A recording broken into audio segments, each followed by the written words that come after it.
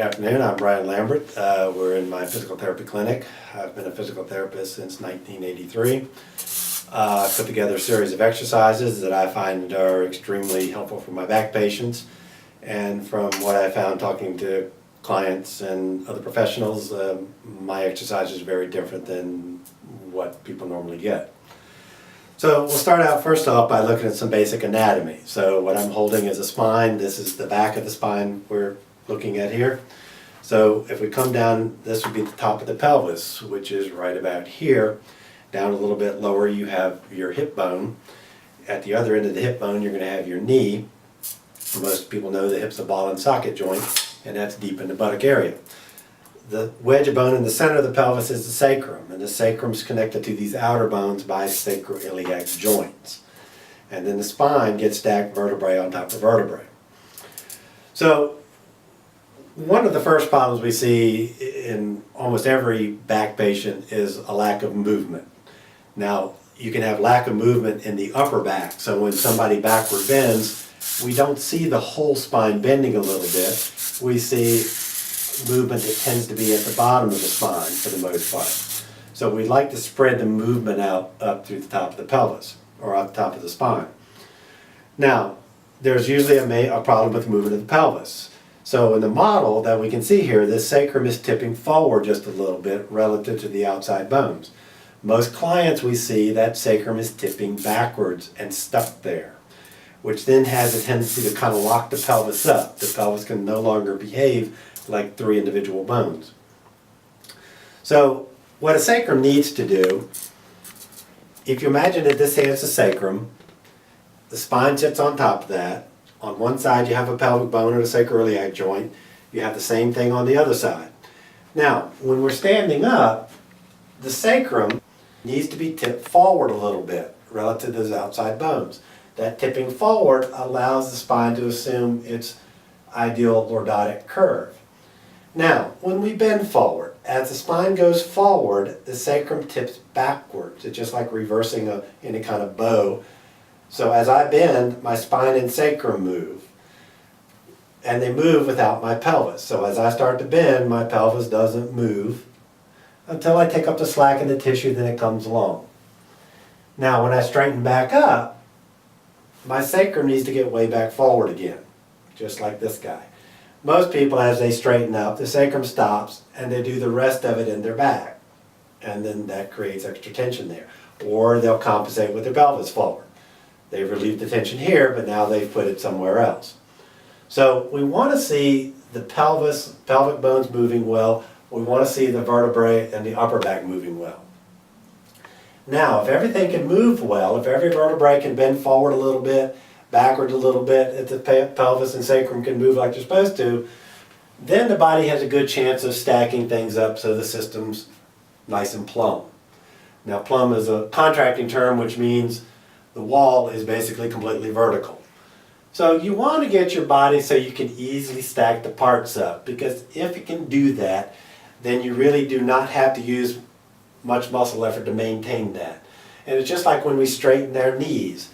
If I can straighten my knees easily, then my muscles don't have to work to hold me up. If I were to stand with my knees bent as though something were blocking them, then I cannot relax my muscles. They have to hold me up. So I like to straighten my knees so I can relax my muscles. That principle at the knees should work the rest of the way up the body, but again, we need good movement to allow that to happen. So problem one is going to be kind of movement issues, but problem one leads to problem two, which is you can't stand up straight. Now, third problem usually involves this muscle right back here. That is the gluteus maximus. That is the largest muscle in the human body. That should be the strongest muscle in the body. I find that with almost every back client, every person with back or leg pain that I see, if I put them on their stomach and I push on their leg, I can push their leg down without any trouble at all. And that's even Division I level soccer players that I've treated. I can push their leg down. I should never be able to do that in any client if that muscle is functioning correctly. So since it's weak, we can assume that it's no longer in your repertoire. It's no longer in the computer program. Now, that muscle has they're extra friends. So that's the gluteus maximus. Kind of tucked up under that, kind of in your hip pocket area, is going to be gluteus medius and gluteus minimus. So if you place somebody on their side and push down from above the knee, you usually find that that's a little bit weak. Then you have these smaller rotators underneath that, particularly this one called the piriformis. If the bigger muscles are weak, the piriformis can get really tight and create tension and sometimes sciatic nerve compression there. Now, all these muscles are in a specific location because those muscles are surrounding our center of gravity.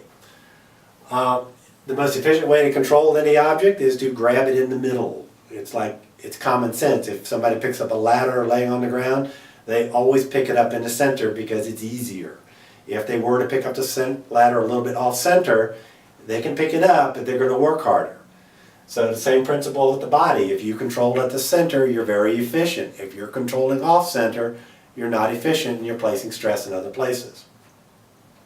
So it's really, really critical to get these big muscles activated again. Now, the fourth problem usually involves the muscles that wrap around our middle, from the rib cage to the pelvis. So these muscles will represent a guy wire system. So if you imagine a radio antenna that has cables around it, the cables are the guy wire system. Now in our body, the spine is the antenna, and the muscles that wrap around this area are going to be your guy wires. And that's why one of the reasons they run in different directions around there. They need to function like that cable system. Now your radio antenna that you might see, you can observe that the center of the antenna is perfectly straight up and down. It's plumb. If you were to bend the antenna over a little bit, you're going to have a problem with cables. Some of the cables get slack, some of them get very tight.